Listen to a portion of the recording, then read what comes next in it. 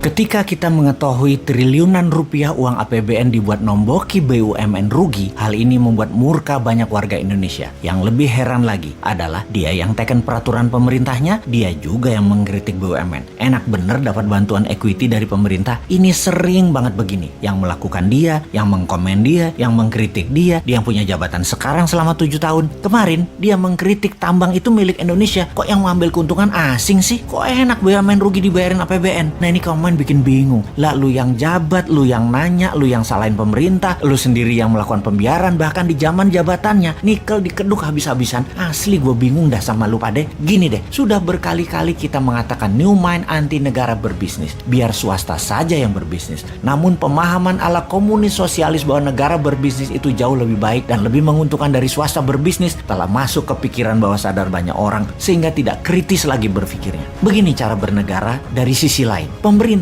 adalah regulator. Ngerti? Regulator. Wasit pelaksana aturan dan pembuat aturan yang memudahkan anak bangsa berkarya. Berkarya secara maksimum. Mengurangi atau menahan asing berkuasa. Mendistribusikan kekayaan kepada rakyat. Membuat rakyat sehat, sejahtera, dan berpendidikan. Serta memberikan peluang yang sama pada setiap anak bangsa. Negara memajaki jasa mereka yang telah negara permudah berusaha tadi sehingga mendapatkan keuntungan yang banyak. Di sisi positif lainnya, pengusaha bisa membuka lapangan pekerjaan. Ingat, lapangan pekerjaan itu yang membuka swasta, bukan pemerintah. Ingat ya, bukan negara yang membuka lapangan kerja, tapi aturan dan kebijakan pemerintah yang bijaklah yang membuat lapangan kerja tadi lebih banyak. Negara jadi kaya bukan karena negara berbisnis, tapi rakyat dibuatkan peluang yang fair, yang sama, sehingga yang pinter, yang rajin, yang hemat, yang santun, yang sukses. Bukan yang jabat, yang korupsi, yang memanfaatkan jabatan, yang kaya. Atau bukan pengusaha yang main dengan pejabatnya yang nambah kaya karena merubah peraturan. Sama, politikus adalah pengawal pemerintah, membuat undang-undang yang melincahkan pemerintah untuk membantu rakyat. Yang terakhir, fungsi kontrol serta administrasi pemerintah saat ini acak kadut. Sudah 7 presiden tidak rapih, lemah, dan banyak bolongnya. Ditambah PNS yang one prestasi, yang tidak taat, yang nakal, tidak bisa dipecat. Itu aja urusan pemerintah dan politikusnya. Jangan berbisnis. Bisnis dan usaha itu ranah swasta, ranah rakyat yang tidak memiliki jabatan. Jadi kembali ke BUMN, bahwa jika apple to apple membandingkan bisnis pasar bebas, BUMN sudah keok sejak dulu. BUMN itu dilindungi peraturan dan diberikan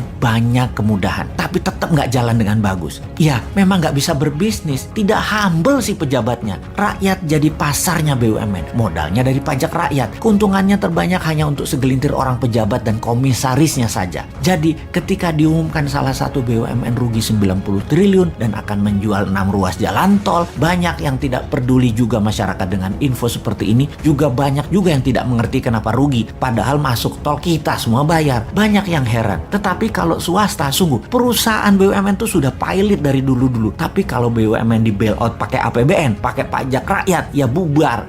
Rakyatnya tetap masih percaya loh BUMN itu penting. Kok bisa ya? Dikira kalau swasta kaya negara miskin gitu ya. Padahal sebaliknya, kalau swasta kaya negara menjadi sangat kaya. Tiongkok itu kaya swastanya. Di luar negeri untuk mencaplok ekonomi negara lain baru pakai BUMN Tiongkok. Jadi BUMN Tiongkok tuh pahlawan devisa. Swasta Tiongkok main di dalam negeri dan yang bermain di luar negeri itu BUMN. Kita lanjut. Ketika flag carrier airline kebanggaan nasional Garuda Indonesia sebelum Covid saja sudah keok, ditambah PPKM sekarang dengan macam-macam aturan membuat traveler berkurang hingga lebih 50%. Sekarang kemungkinan gagal restrukturisasi semakin besar. Nama kebanggaan Garuda akan jadi pelita air melindungi diri dari tuntutan investor, di mana sebentar lagi APBN juga yang akan bayarin. Pastinya saat ini banyak lagi daftar BUMN yang merugi dan memiliki hutang yang menumpuk sangat besar. Bahkan aset jaminannya kalau diambil lender atau diambil investor, maka aset tersebut pasti jadi milik asing. Kembali mengingatkan di zaman jual BUMN dan perusahaan murah di tahun 2000-an, efek resesi ekonomi tahun 97-98 yang dijual murah di zaman Bu Mega. Sungguh kayaknya bakal tergadai lagi nih aset negara lewat BUMN yang salah kelola. Enggak ding, ternyata pilihannya adalah dibayari pakai APBN. Walaupun rugi dan terbukti jajarannya nggak bisa kerja, tenang, ada pajak yang galak buat membayari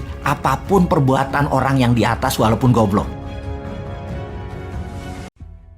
Banyak sahabat menanyakan apa komentar saya tentang pernyataan pejabat keuangan bahwa hutang Indonesia masih dalam ambang batas aman. Nah, gimana ini jawabannya? Sontoloyo ini bisa apa menjawab pertanyaan tentang hutang? Pastinya saya tidak ingin berargumen dengan Menteri Keuangan terbaik di dunia. Siapa saya juga sih? Kemudian setelah saya pikir-pikir, mungkin ada baiknya bukan argumen tetapi menyampaikan dengan keilmuan yang lain. Dengan demikian diskusi menjadi netral. Karena bisa saja salah keilmuannya, bisa juga salah ambil sampel sehingga salah kesimpulan, dan dengan demikian kita nggak kena pasang ledek, lah salah ilmu gitu kan. Nah, ada sih ketakutan atau ketidakenakan kita, bagaimana kalau keilmuan kita yang benar di kemudian hari. Kan jadi kayak pemerintah sekarang melakukan false information, itu yang kita nggak mau. Jadi harus berdasarkan keilmuan baru kita bertutur. Bagaimana kalau mulai dari sana? Bener deh, kalau ternyata kita benar, gak enak banget jadinya. Begini melihat dari kacamata lain, dari ilmu lain. Ngapunten loh ya Bu, jangan diambil hati. Ini untuk semua anak bangsa,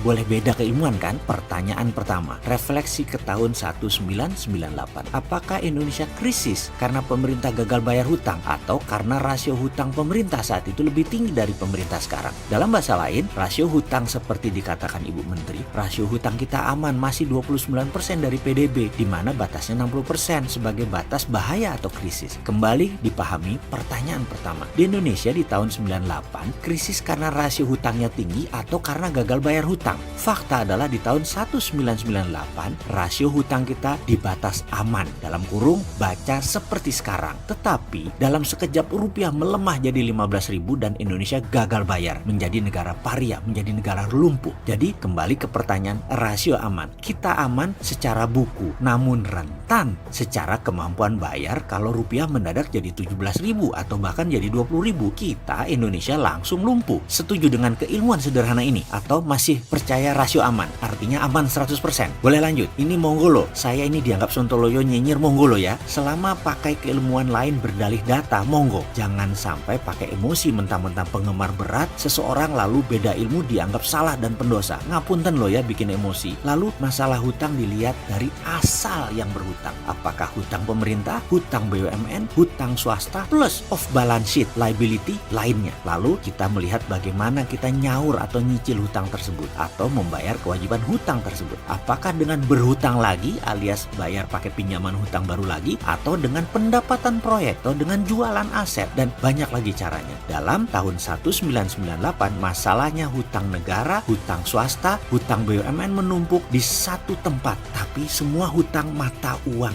asing alias hutang dari pinjaman luar negeri. Jadi rentan dengan naik turunnya kurs. Di tahun 2019 ini hutang negara, hutang BUMN mendominasi, swastanya sedikit. Lalu dikatakan bahwa Jepang, Amerika adalah negara penghutang terbesar. Nah ini menarik, benar setuju. Hutang diambang rasio atas alias sudah di atas 55% dari negara Amerika dan Jepang. Namun di sekolah saya diajari juga cara melihat data dengan cara lain. Maaf ya, mungkin karena kampus pinggiran beda dengan kampus Bonafit, jadi ilmunya masih ecek-ecek saya ini. Begini kami diajarkan, hutang Amerika menggunakan mata uang negaranya sendiri, alias hutang pakai mata uang dolar juga. Jadi tidak ada potensi rugi kurs, dan juga pembeli surat hutangnya ya warga Amerika sendiri, pengusaha Amerika sendiri, perusahaan Amerika sendiri, atau pinjamannya jadi pinjaman dalam negeri yang banyak. Demikian juga Jepang, dana pensiun Jepang duitnya banyak dan dipakai beli surat hutang negara sendiri, yen ketemu yen. Sekarang hutang Indonesia 100% hutangnya foreign direct investment, hutangnya pakai currency asing, masuk ke proyek BUMN dan proyek negara. Jadi kok saya nggak enak untuk mempertanyakan hutang kita